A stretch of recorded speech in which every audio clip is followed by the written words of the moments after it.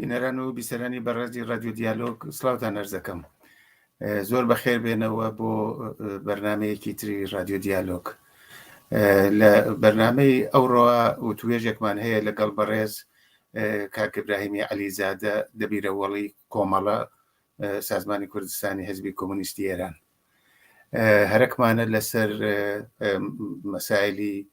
جۆرا و جۆری سیاسی و بەشێکیشی لە رابطە لەگەڵ کوردستانە قسە و باسێکمان بێت. ئەم بەرنامە لە تۆڕە کۆمەڵایەتیەکان لە یوتیوب، لە تەلگرام و هەروەها ئەم جارە لە تۆڕی کۆمەڵایەتی کۆمەڵە میدیا هەمزەمان بڵاوە بێتەوە. داواتان لێ یەکەین ئەگەر بتوانن تا کۆتایی بەرنامەکە لەگەڵمان بن. سلااو بەڕێز کاک ئیبراهیمی عەلیزادە،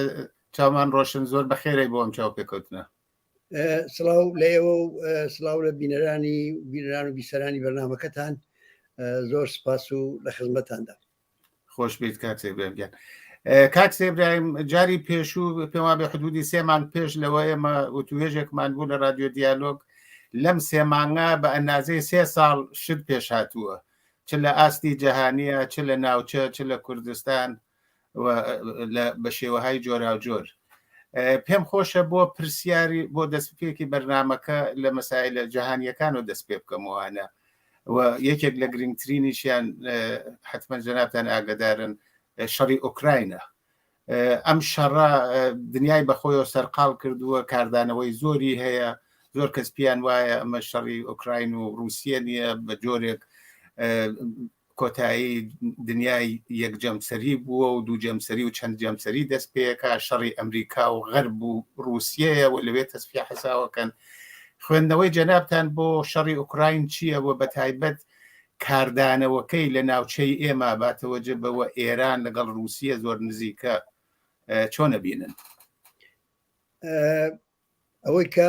ئێوە فەرمووتان هەمووی وایە، ینی هەموو ئەوانە گۆشەهای لە حقیقەتێکن کە وەزعی دنیای ئەوڕۆمان پێنیشان دەدا. بەڵام بە دیاریکراوی بۆ تێگەیشتن لە سەرچاوە و هۆکاری ئەو شەڕێکی ئێستا لە ئۆکراین لە جەریاندایە، پێش هەموو شتێک پێویستە خۆمان لە ژێر کاریگەری تەبلیغاتێک کە دەوڵەتانی ڕۆژاوە و ئەمریکا دەیکەن و تێیدا رووسیە دەکەن بە شەیتان و خۆشیان بە ڕەحمان، خۆمان لە کاریگەری و تەبلیغاتە دەرباسکەین. خەریکن ئەو درۆیە دەرخواردی بیرڕای گشتی دەدەن کە گۆیا لایەنی ئەمریکا و ڕۆژاوا دیفاع لە حەقی حاکمیەتی میلەتان دەکەن و گۆیا بە خەمی ئەرزشهای دموکراتیکەوە. پاشان ئەوە واقعێتێکە. دووەم ئەوە کە گومانیش لەوەدا نییە کە دەوڵەتی رووسیە و شەخصی پوتینیش لە زمرەی هارترین نوێنەرانی سەرمایهداریان پرێریستین و هیچ ئامانجێکی ئینسانی و پێشکەوتو خوازانە لە پشت ئەو هێرشەی ئەوانیشەوە بۆ سەر ئۆکراین نییە. هێرش بۆ سەر ئۆکراین و 2000 شەڕی ناتۆ و رووسیا هیچ پەیوەندێکی بە بەرژەوەندی کۆمەڵانی خەڵک لە هیچ شوێنێکی ئەو جیهانەوە نییە. سەرکەوتن یا شکستی هیچ لایەنێکیان نەک هەر هەنگاوێک بە شەریەت لە ئازادی و لە ژیانی باشتر نزیک ناکاتەوە، بەڵکو جیهانی ئەمە نائەمنتر دەکات. ئەوە لە واقعدا هەڵوێستی سیاسی و ئەخلاقی ئەمەیە، بەڵام ئەو هەڵوێستە مەعافمان ناکات لەوەی کە تەوزیحێکی بابەتی و زانستیانەشمان بۆ ئەمڕۆداوە هەبێت. جا کە بچینە سەرە و ئاستە لە باسەکەمان، ڕیشە و سەرچاوی ئەو شەڕەی ئێستا لە دوو گۆڕانکاری گرنگی سێدەی ڕابردوودا دەبێ ببینین. یەکەمیان سەردەمی شەڕی سارد و هەڵوەشانەوەی ئیتحادی شوڕەوی و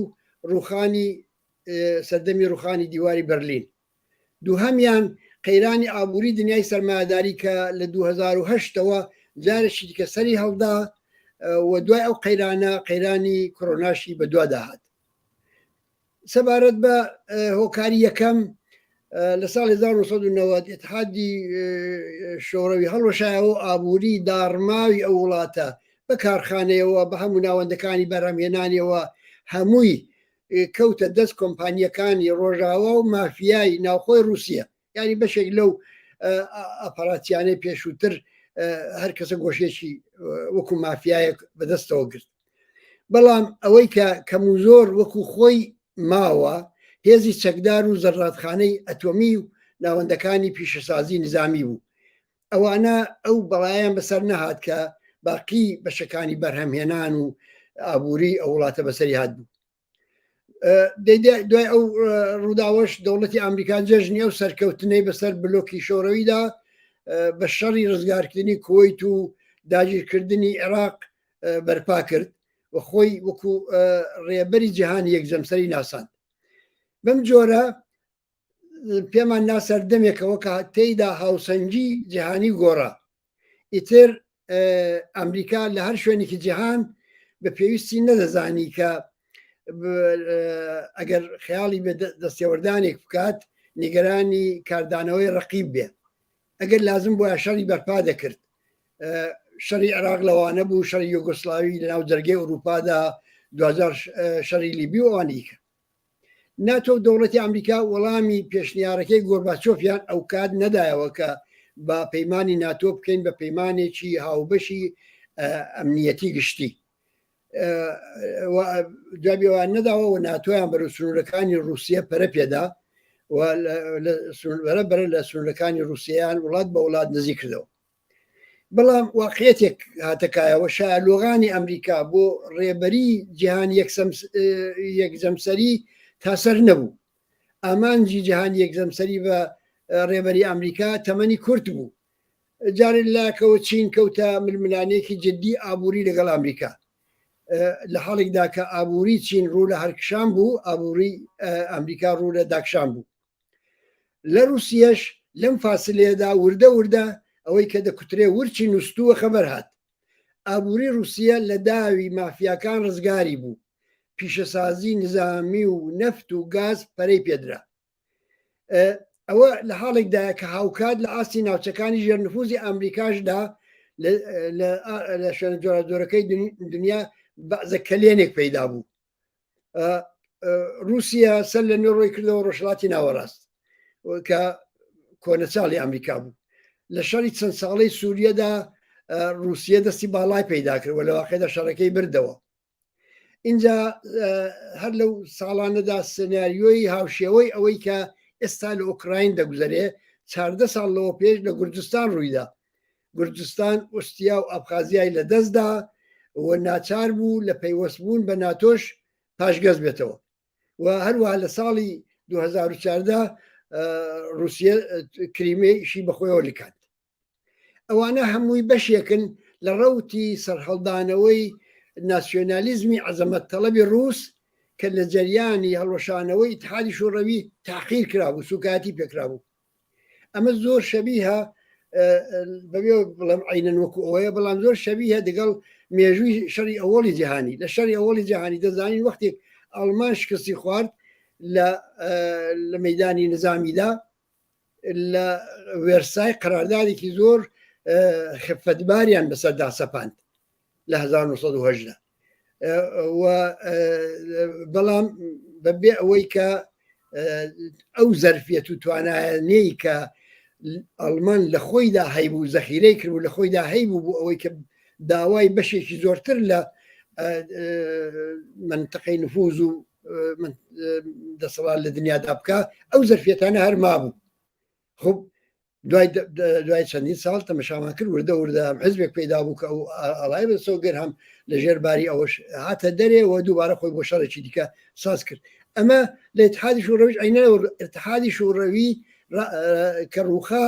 ئەمە ئەم تحقیرە ئەم سوکایەتیە بۆ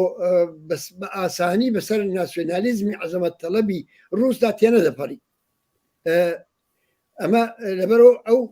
ئەو بەستلا ئیمکانەی شک دەبرد کە دووبارە دەخۆیدا وردە وردە شکی برد کە دووبارە بێتەوە مەیدانی ئەو ململانیە لەسەر پەرەپێدانی مەناتقی نفوز لە دنیا ئەمە لەلایەکەوە لاشکەوە ئەمریکاش شەڕی عێراق و ئەفغانستانی ئەو جۆرەی کە دەیویست بۆ نەچۆبەرەوە ئوروپاش تەفرەقەی تێکەوت برێگزیت ڕوویدا ئەڵمان لە ئەمریکا دوور کەوتبەوە و ئوروپا بەگشتی بەقەدەر پێویست خەرجی ناتۆی نەدەدا ئەوە لە دەوری ترامپ دەزانین کە ترامیشێ لە بۆڵەکانی بەسەر ئوروپادا هەر ئەو هەمووی ئەوانە دەوڵەتی رووسیا بەوە گەیاندبوو کە کاتی ئەوە هاتووە سنوورێک بۆ پێشڕەوی ناتۆدا بنێ و هەروەها نیشانیشی بدا کە هاوسەنگی جیهانی گۆڕاوە دیارە پێشبینی هێرشی رووسیا بۆ سەر ئوکراین مشکل بوو نەک لەبەرەوەی کە ئەو ناکۆچیانە نین ئەوەی کە باسم کردووە ئەو ناکۆچیانە نادەبیندران بەڵکو بەهۆی ئەوە کە لەگەڵ ئەوەشدا کە رووسیا زلهێزێک بوو ئەتۆمی وەسەر لە نوێ سەری هەڵدابەوە بەڵام هێشتا لە ڕووی ئابوووریەوە نەگەیشتوە ئەو ڕادەیەی کە شان لە شانی زلهێزێکی وەکو ئەمریکا بدات هەر بۆیە شەڕی ئوکراین ئەو جۆرەی کە خۆیتەوە خۆی دەکرد بۆی نچوتە بەرەوە ئەو مشکلاتی کە پێشاتۆ ناشی لەو مثلا هەڵەیە لە محاسبەیە کە دەواقعدا بەرتەری توانایی ئابووری ئەمریکا بەسەر رووسیا نیشان دەدا ئەوە فاکتۆری ئەوەڵە کە هەمووی ئەوانە نیشانی دا کە چۆن زەمینە بۆ ئەو شەڕە ئامادە بوو لەلایەن رووسیەوە لەسەر بەڵام فاکتۆری دووەم پەیوەندی هەیە بەلایانی ئەمریکا و ڕۆژاواوە لەسەر فاکتۆری دووەم پێویستە بڕوانە قەیرانی ئابووری وەکو زەمینەی ئەو بەرەڕووبوونەوەی کە ئێستا ڕوویداوە هەر بە کورتی دەڵێم کە شەڕ هەمیشە ئامرازێک بۆ دەربازکردنی سەرمایەداری لە بحران تا لە کاتی شەڕدا سلاح و کەرەسەی جەنگی مشتری زۆرتر پەیدا دەکات هەر بۆیە بەرهەمهێنانی و مەسرەفیشی کە بەمانای شەڕە زیاتر دەکات دوای شەڕیش ئاوادانکردنەوەی وێرانیەکان پێویست دەبێ لەم ڕێگایەوە چرخی ئابووری دەکەوێتە کار هەر بۆیە واخانە و قسەیە زۆر ڕاستە کە دەڵێن نظامی سەرمایەداری لە نێو ئاگر و خوێندا درێژە بە حیاتی خۆی دەدات بەڕێی ڕۆژاوا لەو شەڕدا تا ئێستا میلیاردها دۆلاری سلاح بەرهەمهێناوە بۆ فرۆشتوشێتی 2 تریلیۆنی فرۆشتووە تا ئێستا 2 تریلیۆن باس کراوە ئەوە ئامارێکی زۆر لە واقعە نزیکە ئەو شازە لەو فاسیلە کەمەدا و بێزگەلەوەی کە میلیتاریزەکردنی کولی جیهانیشی بە شوێنەوەیە کە مشتریەکانی دیکرد بە دواوەی ئەمریکا و ئوروپای لێک نزیک کردەوە دەستکەوتی ئەمریکاش لەو شەڕدا تا ئێستا کەم نەبووە بە هەمووی ئەوانەوە من پێم وانە بتوانین بۆ بڵێن شەڕێکی جیهانی هێشتا یعنی ئەگەر شەڕەکە هێشتا لە چوارچێوەی ئوکراین داماوەتەوە و نەبووتە شەڕی جیهانی هۆکارەکەی لە تایبەتمەندیەکانی سەرمایەداری عەسری حازردایە ئەو تایبەتمەندیە عبارەتە لەوەی کە بە پێچەوانەی دەورانی شەڕی دووەمی جیهانی ئێستا لایەکەوە لایەنەکانی ڕەقیب هەرێکەی بەخەدەر چەند جار وێرانکردنی کولی کوڕەی زەوی سلاحی ئەتۆمیان ئەمبار کردووە لەبەرەوە تعادلی لەو بابەتەوە بەرقرار بووە لە لایش کەشەوە سەرمایەی جیهانی ژوەحال لێکتر ئیدغام بۆ لێکتر هەڵپێکراوە کە مەنافعی بەرژەوەندی بەخشەکانی جۆراجۆری لێک تەفکیک ناکرێت ینی لەواقعدا ئەم شەڕە تا ڕادەیەک دەتوانێت بچێتە بەرەوە کە بەرژەوەندی کۆمپانیەکانی گەورەی دنیا نەخاتە خەتەرەوە و ئەوانیش ئەبزارهاکیان هەیە بۆی کە تەسیر دابنێن لەسەر بڕیاردانی ڕاهبەرانی سیاسی و دەوڵەتەکانیان بە هەمووی ئەوانەوە دەتوانم بڵێم ئەو شەڕە زۆر مهمە و بەشێکە لە ڕەوتی گۆڕانکاری لە جۆگرافیای سیاسی یا مثلا بە عیبارەتی چیتر لە گۆڕانکاری لە مەناتقی نفوزی ئەبەر قودرەتەکان ئێستا ڕەوانەیە داگیرکردنی ڕاستەوخۆ دەورانی پێشوو بۆ ئەوەی کە بازاری کاور و کالا و موادی خاموارە بەدەست بێنن پێویست نەبێ منتەقەی نفوس پەرە پێدەن ئەگەر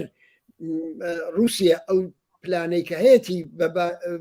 حتا بنیوە ناتەواویش بۆی بەڕێوە بچێ دوای ئەو شەڕەکە خانەخا و شەڕە کۆتایی پێدێت ئەو هاوسەنگەی لە ئاسی دنیادا بۆ بەڕسمێت دەناسرێت هەر ئێستا دەبینی مەسەلەن زۆرێک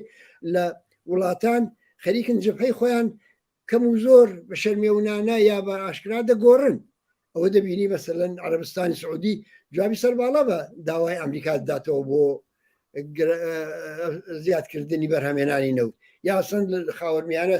بە جۆرێک لە جۆرەکان سەمپاتی بە رووسیا نیشان دەدرێت لە گۆشە و کەناری دیکەی دنیا شەڕە ینی سەرکەوتنی نسبیش هەتا لەو شەڕەدا دەتوانێت موقعیەتێکی دیکە بدا بە رووسیا ئێمە پێدنینە دەورەیەکی دیکە لە ململانەی ئەوزار نەک دوو زلهێز بەڵکە چەند زلهێز ئەوە چینیش دێتە مەدان کاک ئیبراهیم ببوورە دوو لایانی شەڕەکەت ئێوە باستان کرد بەڵام خەڵکی خودی ئوکراین لە ماڵی خۆیان لە حاڵی خۆیان لە شوێنی ژیانی خۆیان دفاعەکەن ئێوە ئەو فاکتۆرە چۆن تەوزیح حەدەن ئەم شەڕە دوولایەنەکەی ئەوەیە بەڵام بۆ خودی خەڵکی ئوکراین کە ئەرتەشێک هاتووەتە سەر ماڵیان وێرانیە کات کوشتارێکی زۆری ڕێخستوەوەوانە ئەو شەڕە لە زاویەی خەڵکی ئوکراینەوە چۆن نەبینی بێگومان دفاعی ئەوان دفاعشی مەشروعە دفاعشی ڕەوایە لە خۆیان ئەوە بەڵام هێزی وشیار لەوێ دەبێت ڕێگای تەواوکردنی ئەو شەڕە نیشان بدە ڕێگای تەواوکردنی ئەو شەڕە ئەوە نییە کە بیکەی بە مەدانی تاقیکردنەوەی سلاحای ڕۆژاوای و ئەمریکا دەبێت ڕێگای کەم زەرەرتر کە تێیدا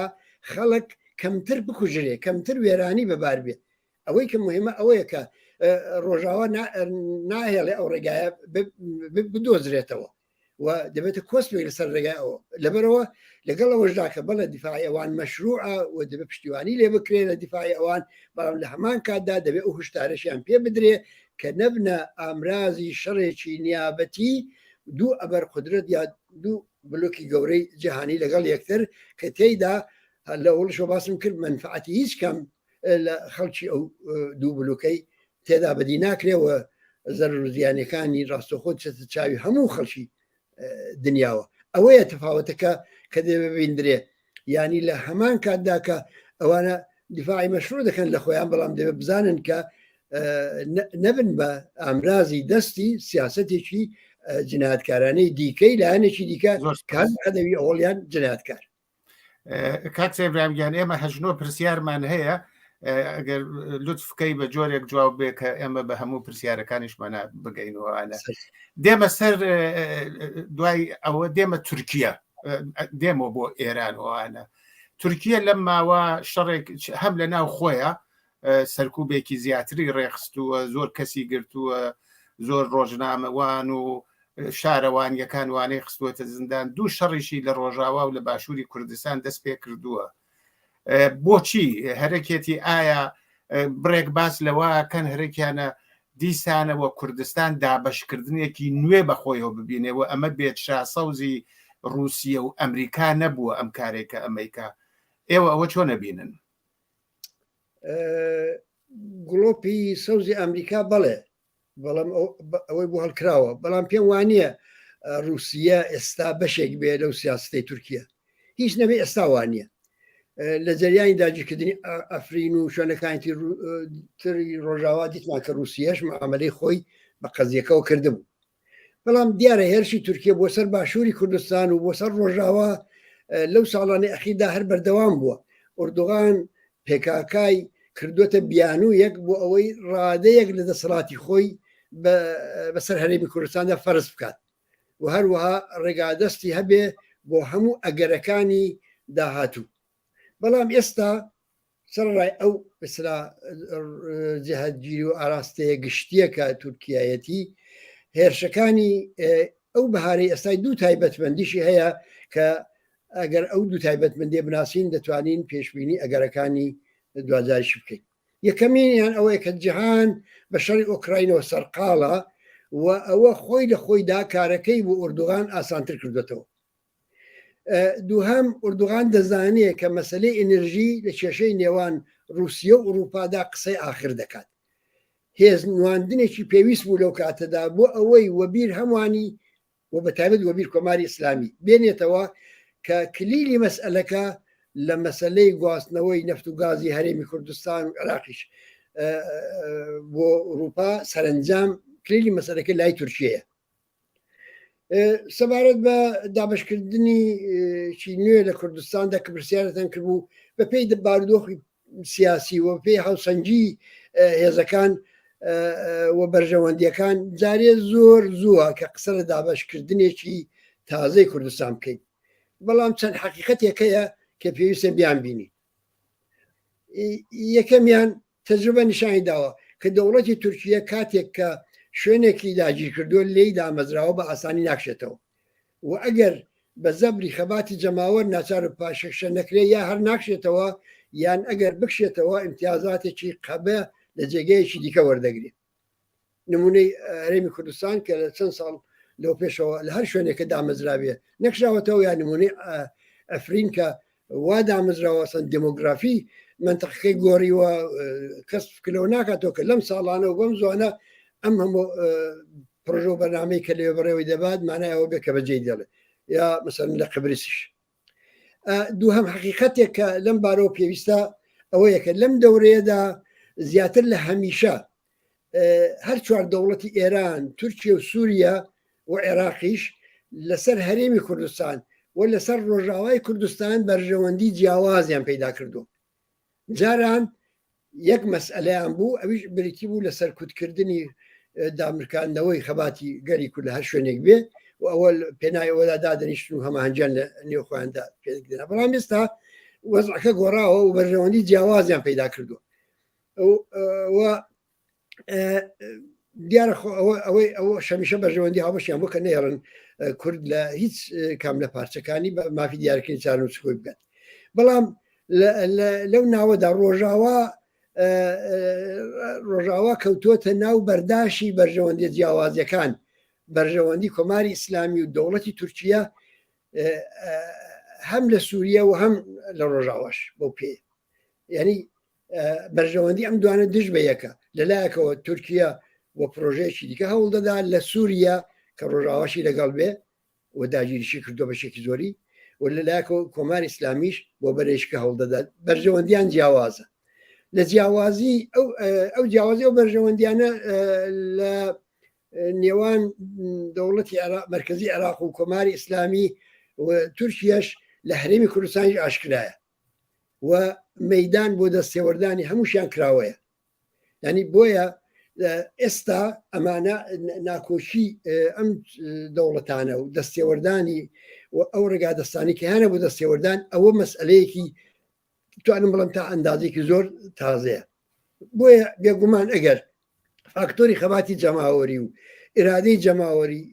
لەم هاوکێشەیە دەربهاوێن ئەوە بەشی خەڵکی کورد لەم ناوەدا هەر نەبوونی ئاسایش و ئەمنیەت چەسانەوە و ستەم دەبێت بۆیە لە ڕاستیدا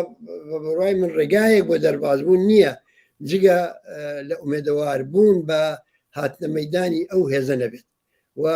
هیچ ڕووناکاییەکیش لە ئەگەری دەخالەتی زل هێزەکان بەدی ناکرێت حقیقەتێکی دیکەش پێم خۆشە لە ئاخری قسەکاندا بڵم ئەویش ئەوەیەکە خەڵکی کورد لە هەموو بەشەکانی کوردستان لەژێر سەمینەتەواتیدان و بۆ ئەم مەبەستە لەگەڵ دەوڵەتەکانی ناوەندی خۆیان لە خەبات و بەربەرەکانیدان بەڵام هەر کامە بە حکمی باردۆخی بابەتی تایبەتمەندی کۆمەڵایەتی و سیاسی و ژیۆپۆلیتیکی ڕژێمە سیاسی دەسەڵاتدارەکانەوە ئەمانە خۆیان ئەستراتێژی جیاوازی خۆیان بۆ ڕزگاریە بەڵام حقیقەتە تازەکە ئەوەیە قەزیەکەیان ئێستا قەزیەی خەڵکی کورد لە چوار پارچەکەی کوردستان بەکردەوە پێکەوە گرێدراوە لەگەڵ ئەوەشدا کە استراتێژی جیاوازیان بۆ سەرکەوتنەیە بەڵام ئەو گرێدراوێ زیاتر بە حکمی شرایطی عینی زیاتر لە هەمیشە دەبیندرێت بۆیە پێویستە ینی خەڵکی کورد لە هەموو پارچەکانی لەم بارودۆخەدا زیاتر لە هەمیشە پشت و پشتیوانی یەکتر بن و بەڕاستی ئەو بابەتێکە کە جگای قسە باسی زۆرتر هەیە لە کاتی خۆیدا زۆر سپاس بڕێک ئێوە باسی باشووری کوردستانیشتان کرد وەزیەتی عێراق بە باشووریشیەوە زۆر ناسەقامگیرە و خەڵکیش زۆر ناڕازین باسی لەوە ئەکرێ کە دیسانۆ داعش چالاکتر بووە کێشەی شیعە و شیعە هەیە کێشەی شیعە و سونی هەیە دیسانۆ عەرەب و کورد هەیە و حتا بڕێک باسی ئەوەکەن ئیمکانی هەیە دیسانۆ شەڕی ناوخۆ جۆرێکی تر ساز بێوانە ئێوە ئەو وەزعیەتە لە کوردستانی عێراق چۆن نەبینن و لە کولی عێراقا لەناو ئەو فاکتۆرانەی کە ئێوەش ئاماژیان پێکرد دەوری کۆماری ئیسلامی لە عێراق و لە هەرێمی کوردستانیش حەشە هەڵنەگرە و کۆماری ئیسلامی بە ئاسانیش دەست لەو موقعەتی خۆی هەڵناگرێ ئەنی واقعەوەی کە وا پێشبینی دەکرێت دەوڵەتی ئەمریکا و کۆماری ئیسلامی سەرنجام بە جۆری لە جۆرەکان لەسەر عێراق ڕێک دەکەون بەڵام ئەو ڕێککەوتنە هێشتا مانای ئەوە نابێت کە ڕێگا دەستی کۆماری ئیسلامی لە عێراق لە هەرێمی کوردستان کورد دەبێتەوە بەڵام ئەوە تەنیا ئەو دوانە نین کە دەور دەنوێن دەوڵەتی مرکزیش هەیە و دەوڵەتی تورکیەش هەیە کە باسمان کرد لەم ناوەدا فاکتۆرێکی مهم کە هاتوۆتە کایەوە ئەویش ئەوەیە کە خەڵک ناڕازین لە دەسەڵات و لی دوور کەوتونەتەوە و تەنانەت لە زۆر واردا لە دژی ڕادەوەستن بۆیە مەسئلە ئەوەیە کە جگە لە ڕاپەڕینی جەماوەری بەدیلش کە شک نابدرێت بەڵام بۆ ڕاپەڕینی جەماوەریش بەدیلێکی سیاسی شکلی نەگرتووە بۆیە سیاسەتی دروست ئێستا لەناو ئەو جێژاوەیەدا شکلی گرتووە لە هەرێمی کوردستان ئەوەیە کە بڕای من یەکەم هەوڵ بدرێ بەکاری ڕۆشنگەرانە و ڕێخستنی کۆمەلگا ئەو بێتەفاوەتیە چارەسەر بکرێت کۆمەلگا لەو بێتەفاوەتی سیاسی بێتە دەرێ و بەرامبەر بە کێشە ڕوونە سیاسیەکان بەرچاوی ڕوون بێت ئەوە بە کاری ڕۆشنگەرانە دەکرێت و دوو هەمیش تەبیعیە دەسەڵات دەبێت لە ژێر فشاردا بێ بۆ باشترکردنی ژیانی خەڵک ئەمە بەڕاستی تەنیا شتێکە کە بەرامبەر بەو وەزعیەتە ئاڵۆزە دەتوانین قسەی لێ بکەین و تەنیا ئومێدێکشە کە بەدی دەکرێت بۆ دواڕۆژی ئەو وڵاتە کە ئەو خەڵکە لەم بێتەفاوەتی سیاسیە دوور کەونەوە و هەروەها ورە و ئەنێرژی خۆیان بەکاربێنن نەهێڵن دابێ مشکێتەوە لە فشارهێنان بۆ دەسەڵات بۆ دوورکەوتنەوە لە گەندەڵی بۆ باشترکردنی ژیانی خەڵک زۆر سپاس کۆماری ئیسلامی و ئێران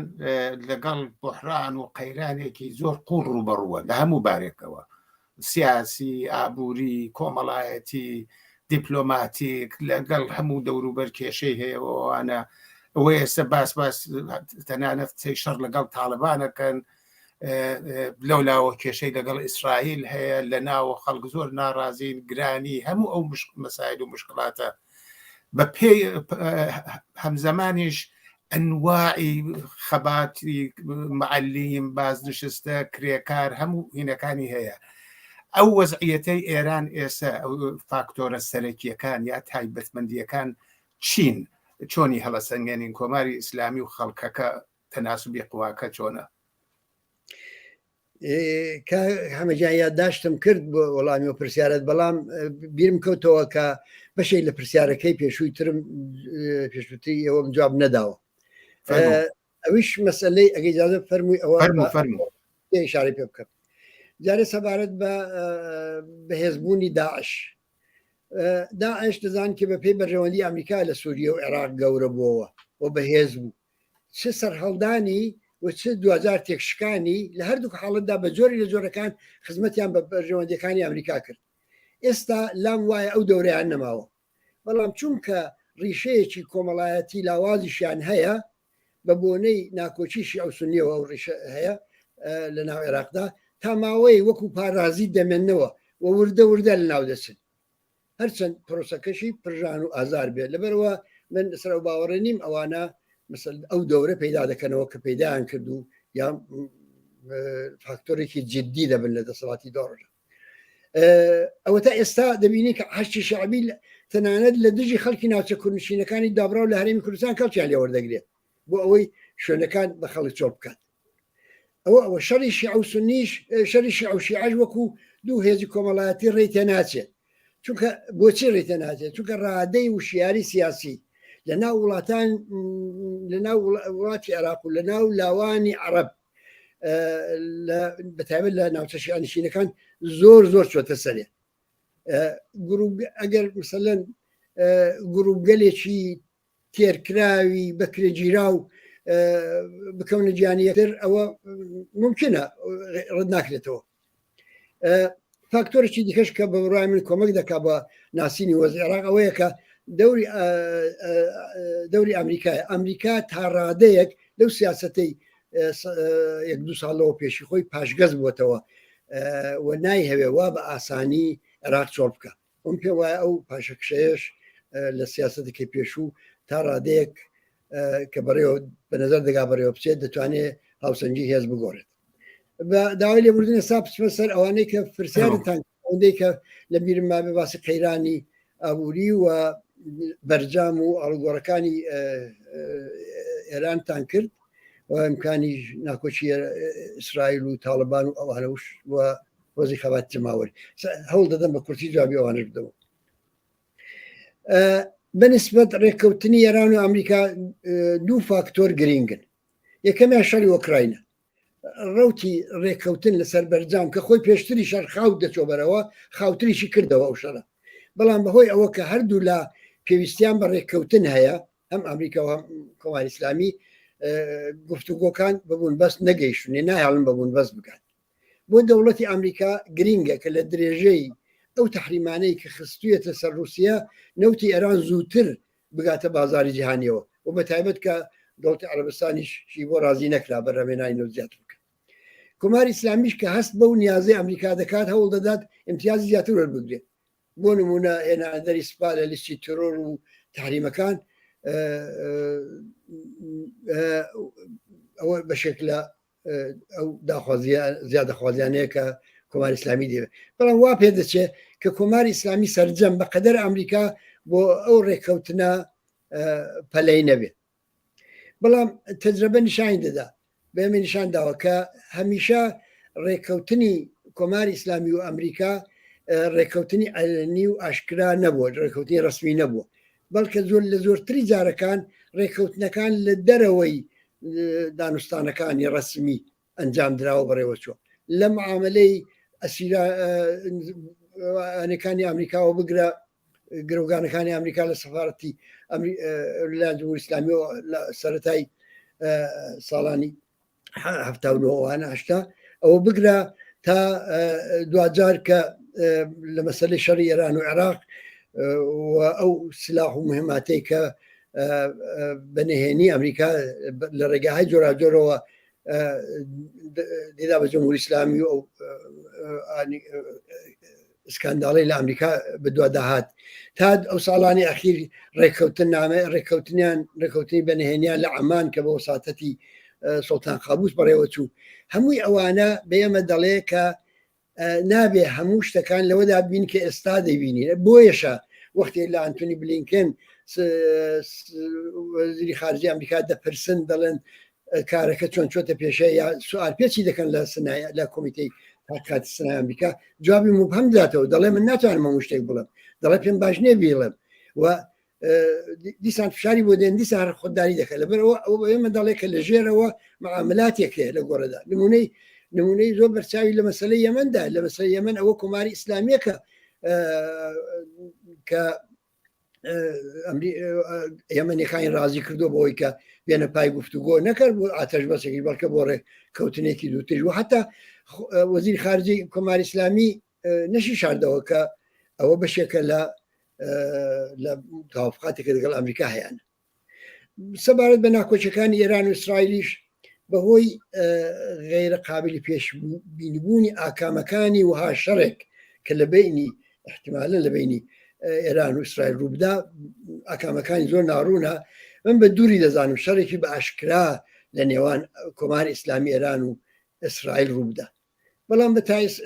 بە تایبەتی ئیسرائیل لە زیانگەیاندنی مادی و زیانگەاندن بە بەرژەوەندەکانی ئێران دەست ناپارێزێت و ئەم جۆرە ململانەیە کە درێژەی دەبێت پێم پێم وایە لەو ململانەژە ئیسرائیل دەستی باڵاتری دەبێت بۆ شەڕی نێوان کۆماری ئیسلامی و تاالبان ئەوشم پێ جدی نییە لەلایەن ئێرانەوە هۆکارێک نبینم بۆ ئەوەی کە شەڕێک لە دژی تاالبان بخاتەڕێ بەڵام حیلەیەک لەلایەن تاالبانەوە دەبیندرێت هەست پێ دەکرێت ئەویش ئەوەیە کە دەیانەوێت سرنجی ئەمریکا و دەوڵەتانی دنیا بۆ کوشتاری شیعەکانی هەزارە ڕابکێشن هەروەها ناکۆچەکانیشان دەگەڵ کۆماری ئیسلامی بەرجەستە دەکەنەوە چونکە دەزانن ئێستا کۆماری ئیسلامی دەرڕا ڕژێمەشی خۆشەویست نییە شیعەکانی هەزارەش بەهۆی داعشەکانەوە دەکوژێ بە نظر دەیا کە ئەوانە شەر دەستکردی خۆی بن دوو خازانجی لێ دەکات لەلایەکەوە نیشان دەدا کاوە شەڕی داعش دەکا و داعش تۆزی ئەوی تامی تۆریزمە لە خۆی دوور دەخاتەوە بەرەو داعشی پاڵپێوە دەنێ و لای پێشەوە ئەو نائەمنیە بۆ هەزارەکان دەخڵخێنێ بۆ ئەوەی کە یارمەتی غەرب دەربکە ئەوە هەیە دەنا بە بڕای من مەسلەی شەڕی تالبان زۆر جددی نیە بەڵام سەبارەت بە وەزی ناوخۆی کۆمار ئیسلامیش خاڵگەرێکی جگای سرنج چەند زۆر بە کورتی شاران پێ دەکەم یەکیان فشار بۆ سەر خەڵک لێشۆتە ئاستێک کە لە هەموو ئانوساتێکدا ڕێژیم خۆی چاوەڕێی تەقینەوەیکی گەورەی کۆمەڵایەتی دەکات چاوەڕێی سەرهەڵدانی دەکات کە بۆی کۆنتترۆل نەکرێت ئەوەی کە دەیبینین ئەو ناڕزایەتیانە چوونەتە قالبی بزوتنەوەیکی متالباتی بەخواستی دیاریکراوە ئەوە بەمانای ئەوە نییە کە خەڵک هەر بەوە ڕازین و ئەواتی ڕوخانی ئەو ڕژیمیان لە دڵدان نییە بەڵکو نیشانەی وشیارێکی کۆمەڵایەتیە و دەرکی واقعیەتی نەبوونی بەدیلە کە خەڵک بەم جۆرە بەبێ ئەوەی کە ناوەندێکشەوە هدایەت کرابن بەو معنا بەڵام لە وشیارێکی کۆمەڵاتیە بەەوە گەیشتون کە دەبێ هەوڵ بدەن لە چاڵێکەوە نەکەونە چاڵاویشکەوە کۆماری ئیسلامی لە ڕووی نەزەری و منتقیەوە لە زۆر ڕێگەەوە ممکنە بڕوخێ دەستێوەردانی دەرەکی کودتا کێشەی ناوخۆ هەمووی ئەوانە بەڵام تا ئەو جگای بە جەماوەری خەڵکو و بە استراتێژی ئێمە مربوطە ئێمە هیچ ڕێگایکی دیکەمان نێوەکو لە عراقش باسمان کرد جگە لەوەی کە سیاستی خۆمان استراتیژی خۆمان لەسەر مەبنای وشارکردنەوە و ڕێخستنی جەماوەر دامەزین ئەگەر ئەو سیاسەتە باش بەڕێوەبەرین ئەرکی خۆمان لەم بابەتەوە ئەنجام بدەین ئەو جار دەتوانین لە کاتی ڕووداوی چاوەڕان نەکراویشدا دەوری مثبت ببینی بە پێ وایە کۆمەلگای کوردستان بەو کۆمەلگای ئێران و کۆمەلگای کوردستان بەو خەباتی متالباتی و ئێترازاتەی جاری کە ئێستا دەیکەن ئاویان هەست نەکردوێتەوە بە پێوەچەوانەوە پێم وایە لە ماوەی 10 ساڵی ڕابردوودا پێشرفت گەلێکی گەورە لە ڕووی چوونەسەرەوەی ئاگاهی و تەنانەت لە ڕووی جۆرەی لە ڕێخستن لە ئێراندا پەیدا بووە و ئەوە نیشان دەدا کە جەماوەری خەڵک ڕێگای دروستیان هەڵبژاردووە تا ئێستا سپاس دەکەم با بینە سەر مەسلەی کوردستان ڕۆژهەڵاتی کوردستان لای خۆمان ئەو کۆبوونەوانەی خەڵک ئەو مەراسمانەی نەورۆزی کوردستان پێشتر لە رابطە لەگەڵ ژینگاهی مامۆستا و معلیم هی گەنجان لەسەر موزیک و هونەر و ئەدەبیات و زۆر شتی تر بە ئێمە ئەوە نیشانەدات کە ئێمە لەگەڵ خەڵکێکی ڕێکخراوتر خەڵکێکی وشیارتر و خەڵکێک کە لە جبها لە بوارهای جۆرا و جۆرە خەریکی خەبات و مبارزن بۆ دەسێنانی مافەکانیان ئێوە کوردستانی ئەمڕۆ چۆنە بینن؟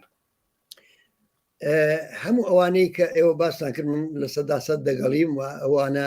حقیقەتێکن ئاشکرا کرد ناتوانێت نکۆڵیان لێ بکە لەبەرەوە من ئەوانە دووپات ناکەمەوە بەڵام سەبارەت بە نەورۆز کە باستان کرد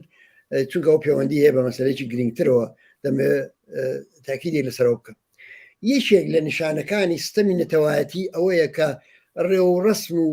پێناسە مێژوویەکانی نەتەوەیەک ئینکار بکە یا قەدەغی بکە بۆ نمونە زمانی لیباسی جەژن و ڕێوڕسمەکانی ئەوانە ئینکار بکە و بی هەوێ نەوعێکی دیکە لەوانە ئەم سەدا بسەپێنێ بەرامبەر بەم فشارانە جەماوەری خەڵک مقاومەت دەکا و مقاومەت دروست دەبێت هەروەکو دروست بوو مقاومەت کە کرا ئەوانە هەمووی سیاسی دەبنەوە لە نەتیجەی مقاومەت خۆی لە خۆیدا سیاسی نیە جەژن نەورۆز ناوەڕۆکێکی سیاسی نییە بەڵام سیاسی دەکاتەوە مقاومەت سیاسی دەکاتەوە و ئەشکالێکی دیکە بەخۆیەوە دەگرێت بۆ نمونە ئەم شێوەی ڕێوڕسمەکانی نەورۆز لە ڕۆژهەڵاتی کوردستان زۆر تازەیە لە تقریبا 20 ساڵێک دەبێت کە بەم شێوەیە پەرەی گرتووە لە نەتیجێ ئەو قەدەغەکردن و ڕێگاگرتن و لەوانی کردبوون ئیسلامیکی وردە ئەم سنەتە لە کوردستانی تورکیا لە کوردستانی عێراق لەوەوە هاتە کوردستانی ئێرانی لێش ڕێشەی داکوتا و ئێستا تەماشا دەکەی زۆر زۆر مثلا بەهێزتر و جەماوەریتر لە جەرگەی سەرکوت و خەفەخانیدا بەڕێوە دەچێ و ڕێشەی داکوتاوە ئەوە مانای ئەوەیە کە ئەم ڕێژیمانە ڕژیمێک و ڕژیمی جمهوری ئیسلامی لەبەرەوەی کە بڕوا بەخۆی نییە و لە هەر تەجەموعێکی خەڵک کە تحتی کۆنتترۆلی خۆی نەبێت نیگەرانە لەبەرەوە بزوتنەوەکان سیاسی دەکاتەوە و ئەمساڵ هەوڵیدا کۆنتترۆلی بکە بەڵام دیتی ناتوانێت کۆنتترۆلی بکە ئەوە لە هەموو زمینەیەکدا لە زمینەی حجابدا لە زمینەی جاکردنەوەی ژنان و پیاواندا ئەو عکس ئەمەلانەی کە خەڵک لە خۆی نیشان دەدا ئەوانە هەمووی نەتیجەی ئەو فشارانێ لە مانگەکانی ڕابردوودا ئێمە ڕاستە شاهدی ئەوە نمونانێکەوە باسان کرد بوون وەم دەمەوێت ئاماژەیەک بە بزوتنەوەی معلیمان بکەم بزوتنەوەی معلیمان بەشێک لە بزوتنەوەیکی سەراسەری بوو ئەوە جێ دڵخۆشیە کە بزوتنەوەکان لە کوردستان لە هاو بەرژەوەندیەکان و لە هاوچارە نووسەکانیان لە باقی شوێنەکانیان خۆیان جیاناکەنەوە جیانابنەوە ئەوە هەمانگە خۆی دڵخۆشکەر بوو بەڵام لە هەمان کاتدا ئەگەر تەوجۆتان کردێ بە دروشمەکانیان بە سوخەنرانیەکانیان بەڕادەی تەشەکل و ڕێکخراوبوونیان بە کەسایەتیەکانیان بە هەموو ئەوانە هەمووی ئەوانە لە هەمان کاتدا کە بەشێک لە بزوتنەوەیەکی سەراسەری معلیمان بوون لە هەمان کاتە مۆڕنیشانی بزوتنەوەیەکی شۆڕژگەرانەی چەند ساڵێکی پێوە دیار بوو ئەوە بە ئێمە دەڵێ کە ئەو بارودۆخە لە کوردستان لەبارە بۆ ئەوەی کە هەم ئەم بزوتنەوەیە دەور و نەخشیشی چارەنووساز بۆ دابینکردنی داخوازەکانی خۆی بەدەستبێنێ و هەم لە هەمان کاتدا هەوێنێک بێ بۆ ڕادیکالترکردنەوە بۆ بەرەو پێشتربردننی ئەو نوع بزوتنەوانەی هاوتای خۆی لە ئاستی هەموو ئێراندا. کاک سەیبراهیم ئشارەمان بەهین کرد کە خەڵکەکە یەکگرتووترن وشیارترن ڕێکخراوترن بەڵام لە وەختێکی ئاوادا ئێمە ئەبینین کە جیایی لە ناو حزبەکانەوە بەتایبەت لە حزبی ئێوە پێشهات دروست لە وەختێکە کە احتیاج بە تەوافقی زیاترە بە هاوکاری زیاترە و بە هاوخەباتی زیاترە ئێوە تەوزیحتان چییە چۆن باسی ئەم شتاکەن دیارە بەداخەوە ئەو جیایە ڕسمی بوو ئێستا ئێوە وەکو دوو حزب کارەکەن دابڕانەکان ناو حزبە سیاسیەکاندا واقعی و تایبەتیش بە کۆمەڵە و تایبەت بە هێزچەپەکانیش نییە ئەوە دەردێکە کە تووشی هەموو هێزەکانی ئۆپۆزیسیۆنی کۆماری ئیسلامی بوو بە ئارەزوو بە نەسیحەتی ئەخلاقیش عیلاجی نایە پێویستە هۆکارە واقعیەکانی بناسین ئەلبەتە لەوانەیە ئەو هۆکارانە بۆ هەموو حزبێک و لە هەموو شوێنێک وەکو یەک نەبێ پێویستە تایبەتمەندیەکانی هەر کامیشان لەبەر چاو بگیرێ بەڵام بە بڕوای من ئەگەر فاکتۆری ئستراتێژ و ئامانج و بەرنامە ئەوە وەلاوە دابنێنین ئەوانە ئستراتێژ و ڕێگای بەڕوو سەرکەوتن چوون و ئامانجێنی هەدەفی نهایی و بەرنامە و ئەوانە جیاوازێکی جدیان نەبێ و ئەوانە غێرە قابل عیلاج نەبن یەک هۆکاری واقعی بۆ ئەو جیابوونەوانە هەیە ئەویش ئەوەیە کە مەشغەڵەکانت لە مەشغەڵەکانی جەماوەر و کۆمەڵ و ئازار و ڕەنجەکانی دوورکەوت بێتەوە بە خۆت و بە گیرگرفتەکانی ناوخۆتەوە خەریبیت قسەیەکی پاڵدەستێکت کە نابەدڵت بێ زۆرتر هاندەرت بێ تاکو و ڕەنج و ئازارەکانی کۆمەڵ کاتێک کە دڵی ڕێکخراوێک لەگەڵ دڵی جەماوەر لێ نادات خۆی دەبێ بە مەوزوعی کاری خۆی وردە وردە پەیوەندی لەگەڵ کۆمەلگا دەبێتە پەیوەندێکی ڕسمی و زاهری و فۆرماڵ و پەیوەندەکانی ناوخۆیی هەموو هەست و نەستی ئەم ڕێکخراوە دیاری دەکات نادیموکرات دەبێت نەزەری مخالف زۆر گەورە دەکاتەوە ئەوەندەی لە خۆی گەورە دەبێتەوە ئەو نظرات ئەوەندە لە خۆی گەورە دەبێتەوە کە پێی تەحمل ناکرێت خودخواهی لی دەبێت بە بەدگومانی پێی وا دەبێت کە هەموو حەقیقەتی مطلق تەنیا لای ئەوە و هەر بۆیە پاکسازی حزب لە خەوش و خاڵی بە بڕوای ئەو ناخالیسیەکان دەبێت بە ئەولەویەتی لە نارانێکەوە کە ئەساسەن زهنیت بۆی خۆڵخاندووە جیا دەبێتەوە یا جیان دەکاتەوە ئەگەر کەمایەتی بن داوای بەشی خورا و سامی شایستی خۆیان دەکەن ئەگەر ئەکسەریەت بن دەڵێن ئەوە کار ئاسانیمان بۆ کردن و ئێرادەی ئەویان نەبوو جیا بوومنەوە و جیامان کردنەوە من لە چێوە دەستم پێ کرد لە دوورکەوتنەوە لە جەماوەری خەڵک دوورکەوتنەوە لە مەشغەڵەکانی جەماوەری خەڵکی کرێکار و زەحمەت چێش و دوورکەوتنەوە لە بەرژەوەندیەکانیان لەوەوە دەست پێ دەکات و نهایەتەن بەوە دەگات کە باسم کرد بۆیە من پێم وایە ئەم بۆ دیتنەوەی ڕیشەی ئەو ئینشاوەتەوە لە نەتیجەدا بۆ چارەسەرکردنیشی هەر ئەو ڕێگایە بۆ چارەسەرکردنیشی هەر ئەو ڕێگایە کە ئەو پەیوەندیانە تونند و تۆڵ بکرێنەوە ئێمە دەزانین تەنانە شەڕی ناوخۆ شەڕی ناوخۆی بینی کۆمەڵە و حەزبی دموکرات لە کاتێکدا ڕوویدا کە دەستمان لە شارەکان بڕە وەختێک دەستمان بە جەماوەرە بوو دەستمان بە شارەکانەوە بوو خەڵک تەزاوراتی دەکرد مێتینگیان دەدا ئەوان مێتینگی خۆیان دەدا ئێمە مێتینگی خۆیان دەدا دروشمەکان زۆریش دژ بە یەک بوون بەڵام خەڵی لەو بەینەدا بوو بەڵام جەماوەری خەڵی ڕێگای نەدەدا بۆ ئەوی کە ئەم کێشانە وا قوڵ ببنەوە کە چەک تەنیا ڕێگای چارەسەرکردنیان بێت ئەمە ڕێگا چارە هەر ئەوەیە وەکو واقعەتێکی دەبێت قبوڵێکی وە بتوانین تەحلیلی بکەین و دەستی لێوە بگرین زۆر سپاس کاک ئیبراهیم ئێوە وەکو کۆمەڵە چەندین ئینشعاتان پێش هاتووە و ئەوانە ئەگەر ئەزمون لە هینەکانی پێشوو وەرنەگیراوە دیسانۆ تێکرار بووەتەوەوانە ئایا لەم ئینشعابە دوایە لەم دابڕانە دوایە ئەو ئەزمونە وەرگیراوە کە هەر چەند ساڵ جارێک دووچاری ئەمە نەبن چون وەزایفەکە ئەرکەکانی ناو خەڵک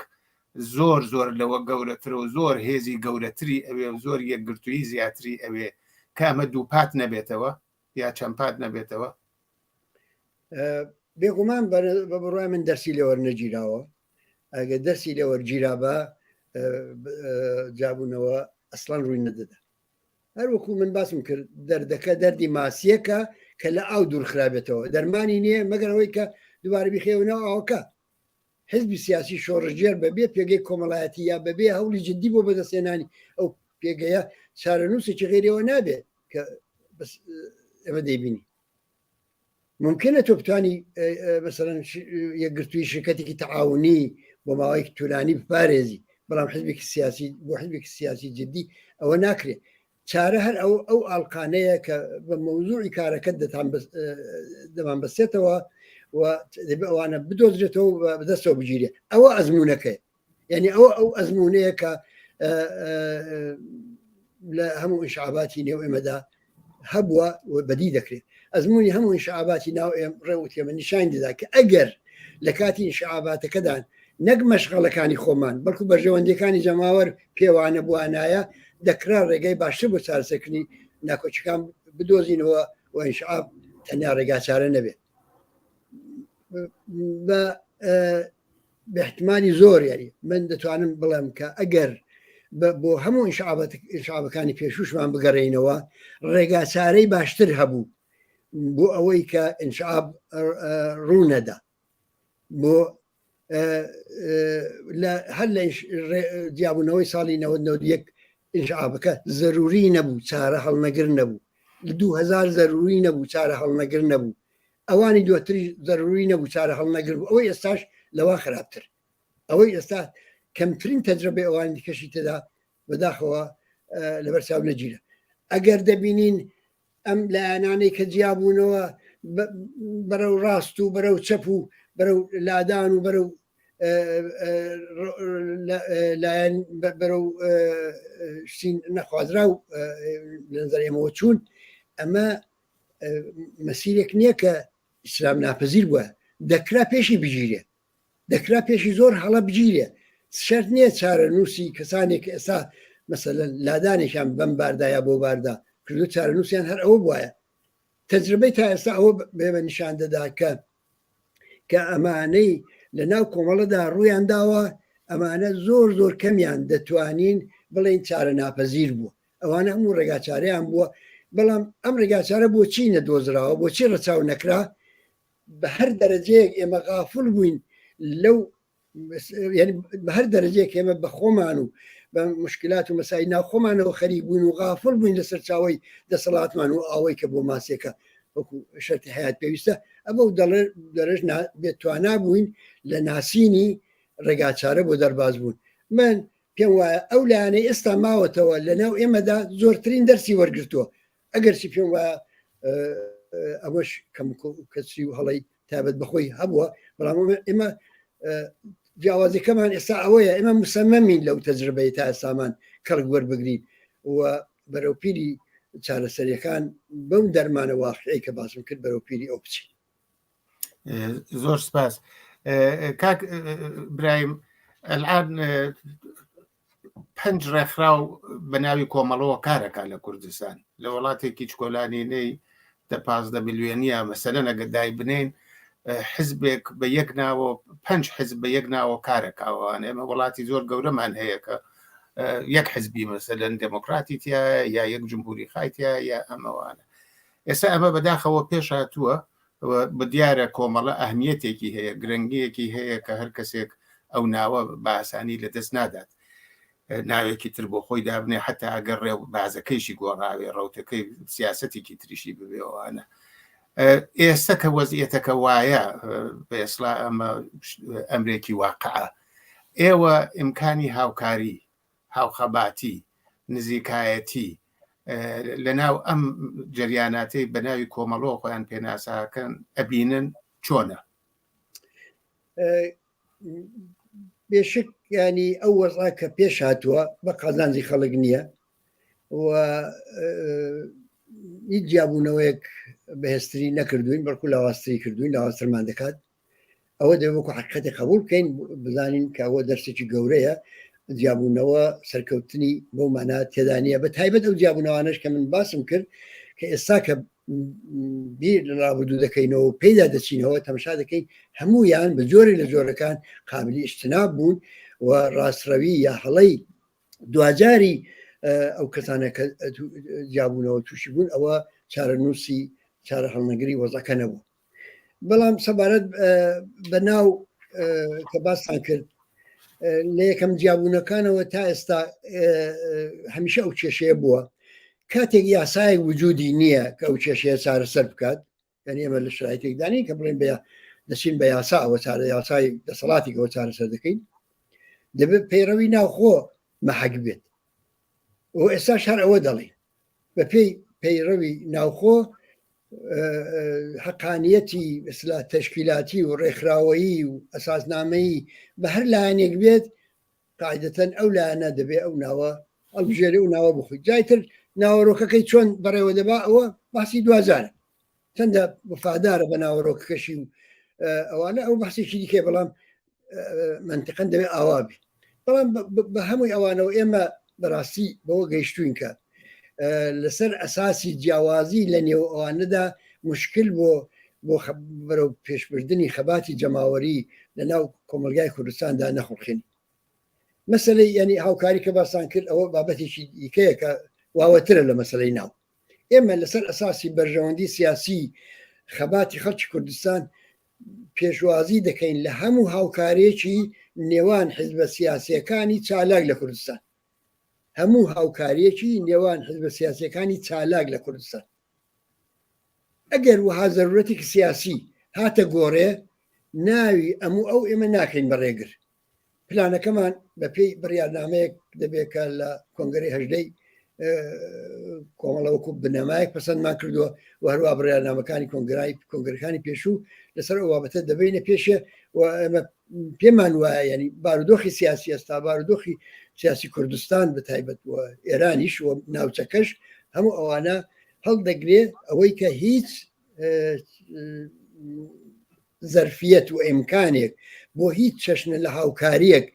کە لە بەرژەوەندی خەباتی خەڵکی کوردستان و بزوتنەوەی شۆڕجارانەکاندا بێ نابێ ئێمە لە دەست بدەین بۆیە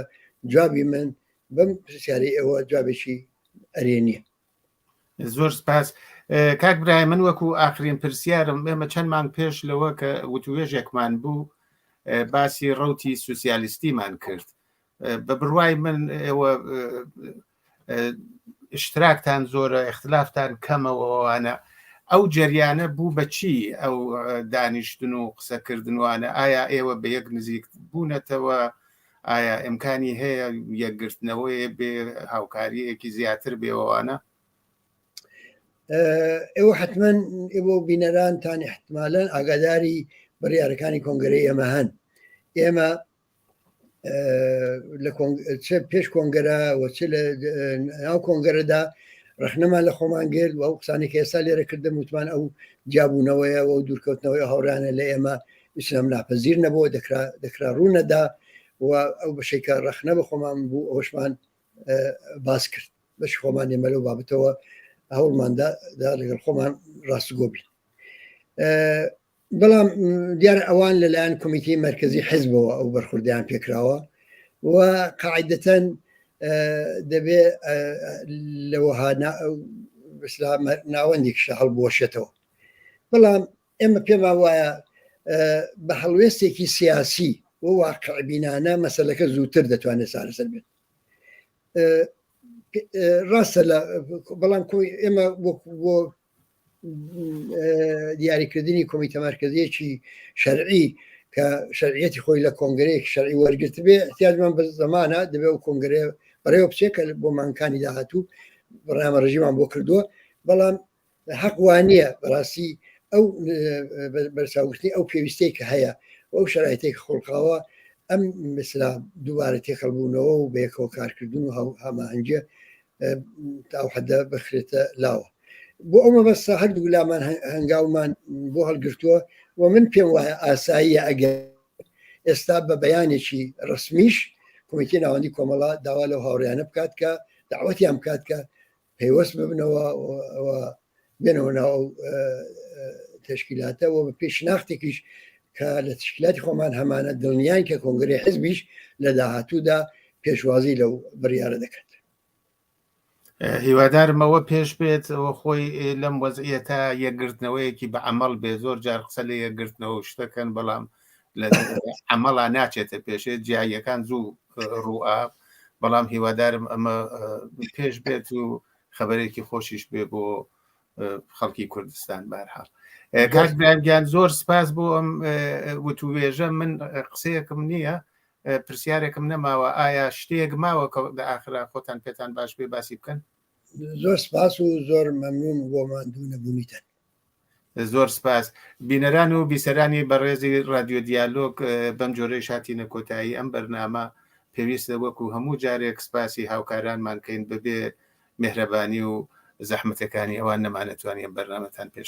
پێشکەشکەین هەتا چاوپێکەوتنێکی تر هەر بژین بە شادی و خۆشی ماڵەوە